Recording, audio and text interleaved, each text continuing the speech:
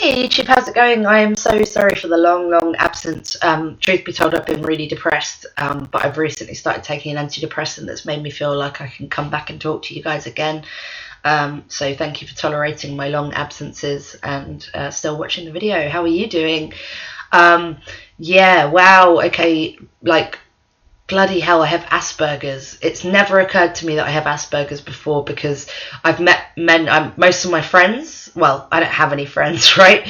But my one long-term friend almost certainly is on the spectrum. I had that friend that I made the video about the worst thing I've ever done who had Asperger's, and another friend who I was the best man at his wedding who has Asperger's, and almost certainly the people that I'm attracted to be friends with have Asperger's, and because I'd never seen a list of female traits, like how Asperger's relates, how Asperger's presents in women, it had never occurred to me that I might have Asperger's. I just thought that I was like, I must be horrible or self-obsessed or something, and that's why no one wants to be my friend.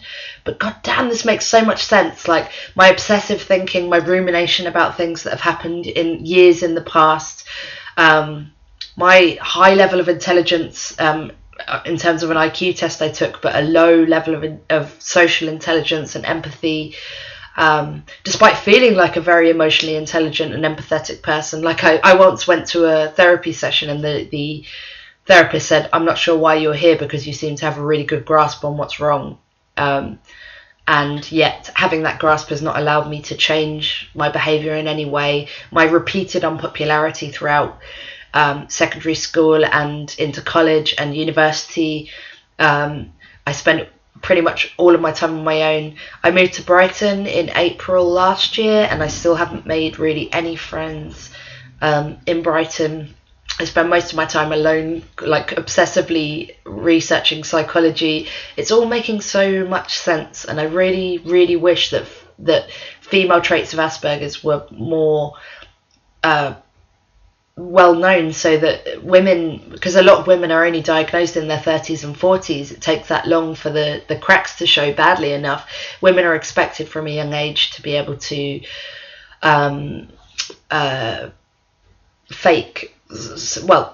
they're expected to show a females may naturally show a higher level of social skills than males. That's one of the theories, but my theory would be more about socialization, and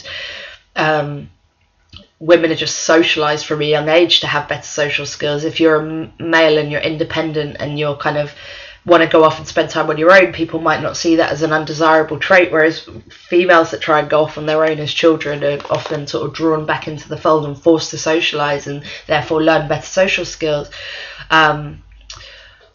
Why I've always thought of myself as maybe, as like a mixture of male and female. I don't think of myself as a woman, I think of myself as a person, despite obviously presenting as female. But really the only reason that I wear makeup is because of my lazy eye and feeling like it covers that better. It's not because of a desire to sort of be seen as female in that way.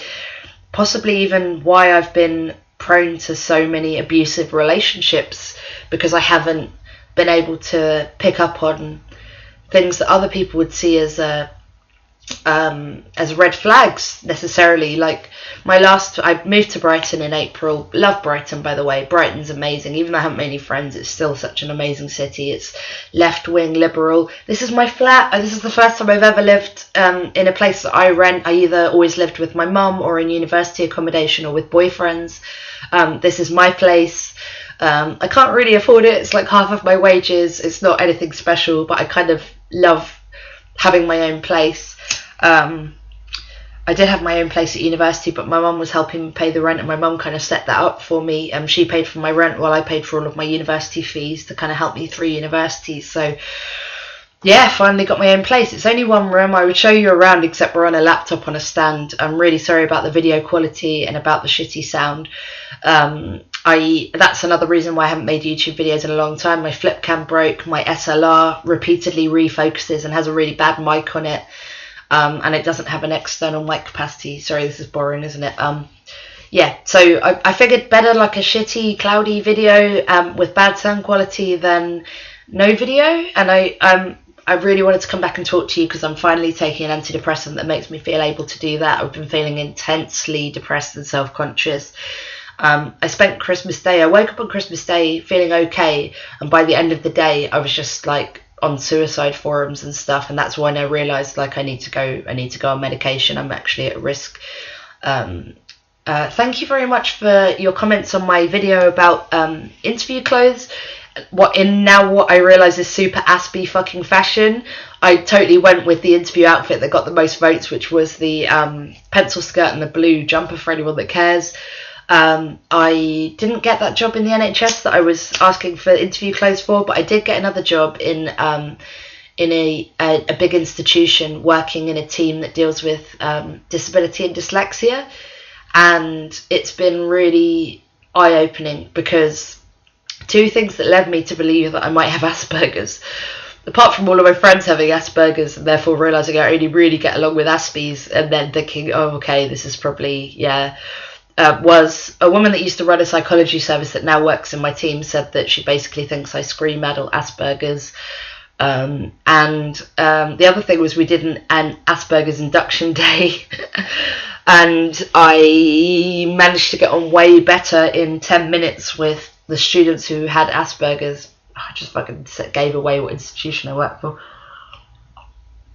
Hopefully you don't want to hurt me or damage my job prospects. I don't think I've done anything on my channel. Well, then again, the men's rights activists aren't that keen on me. Or some of the sex-positive feminists weren't that keen on me either. Anyway, I got on way better with those Aspie students than I did with anyone in my team for the 6 months before that. And those two things led me to be like, okay, I have Asperger's. That makes perfect sense. I took some tests. I'm not super high on the spectrum in terms of like limited diagnostic capability of online tests, but the test that I did take, and now I feel quite excited. In one way I feel depressed because I'm like, obviously I need to get a proper diagnosis. It costs about between £300 and £700 and I just don't have that money right now.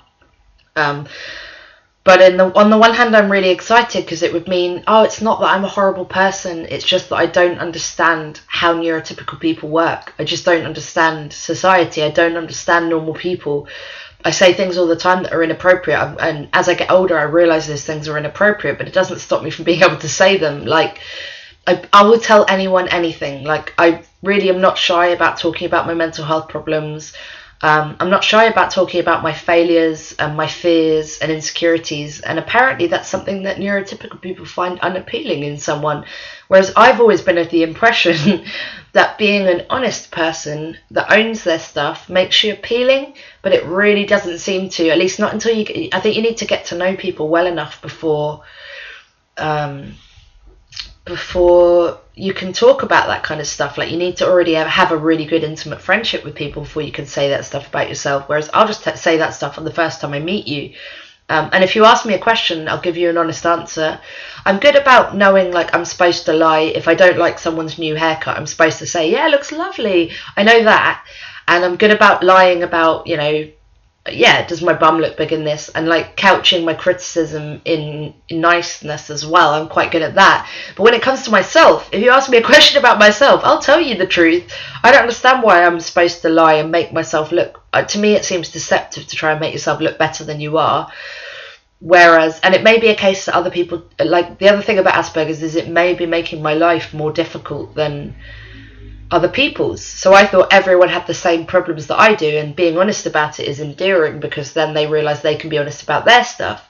And some people do respond that way, but I think those people are probably on the spectrum, and most people like to get to know you. They're more guarded. And also, I don't understand boundaries. I don't have a healthy sense of boundaries at all. Like, I don't understand that it might be too intimate to say those things about myself. And it would explain why I've been prone to a lot of sort of, I think I've said that, abusive relationships. I'm repeating myself. I've stopped smoking weed as of the 2nd of January, early days yet, because obviously that doesn't help me to be more sociable. And I've started taking antidepressants, sertraline, Americans know it as Zoloft, which is helping a little bit so far. I've only been on it for a couple of weeks now. But I think preliminary indications are good. The fact that I'm making a YouTube video is really good. And the fact that I didn't feel like I needed to do like a ton of makeup before I did this video or anything, it makes me feel a bit more outgoing and a bit less self-conscious. So that's good. And I'm going to try and get a diagnosis for Asperger's, because on the one hand, it would be really make me feel good, because it would make me realise it's not that I'm a horrible person, that people don't want to know me. It's just that I don't really understand what the rules are, and I don't know how to relate to people in a way that they find comfortable.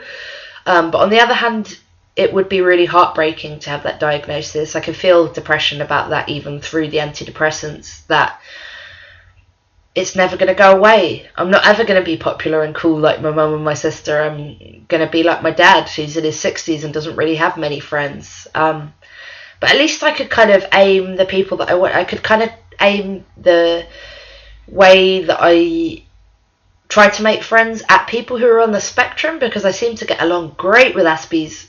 Me and my friend who killed himself that I made the video about, we used to just go. I'd get there at 2 PM and we'd talk until sort of 7 in the morning the next day before I got so tired I had to go to bed. We used to we were just both had this voracious appetite for debate and conversation that most people would find way too intense and just overwhelming and boring, actually.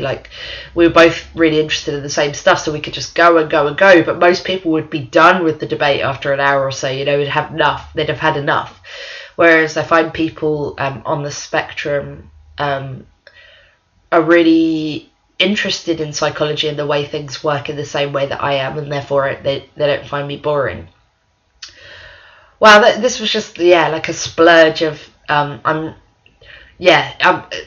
it's an Aspie trait, maybe not, maybe I don't have Asperger's, but it seems to me that it's quite an Aspie thing, that since I found this out about the traits of female Aspies, I've been obsessed. I'll talk to anyone that will listen about it. I really want to talk to people about women with Asperger's. I really want to raise awareness of that. I won't start making too many Aspie videos unless I get a diagnosis, in which case I'll definitely be trying to reach out to the Aspie sisterhood and trying to raise a bit of a profile for Asperger's. But I just wanted to say hi. Thank you for listening, and thank you for still being subscribed, and I hope you're all well. Let me know how you are down below. Be interested to know if accidentally I have a lot of people with Asperger's are subscribed to me. So if you've got Asperger's, a diagnosis, or you suspect you have Asperger's and you would be interested in getting not talking anymore, am I? If you've got Asperger's or think you might be Aspie, leave me a comment and let me know, because I reckon I probably have a high percentage of Aspie subscribers, because I seem to attract Aspies in my everyday life. They just get where I'm coming from a lot more than most people do. And thank you for all of these I've been getting loads of comments in the time that I haven't been on YouTube on videos that are quite old. I've been on YouTube now for 9 years or something, so some of those videos I feel embarrassed about now, but I don't want to go back deleting my history, because I feel like that's my history. And it's been really surprising the whole time I've been on YouTube how many people say it's so nice to hear someone talk about this stuff. I can really relate to how you feel, whether it's just depression or anxiety or social anxiety, or feminism, or random videos that I've made. People still leave me loads of comments on my video talking about living with ptosis, where they're like, oh, well, I can see that you have, this is amazing to me, but I can see that you're really good looking and you have a lazy eye, so it makes me feel like maybe I'm not completely hideous too. Thank you for watching, and I hope you're all well, and leave me a comment if you're still around. Thanks, bye.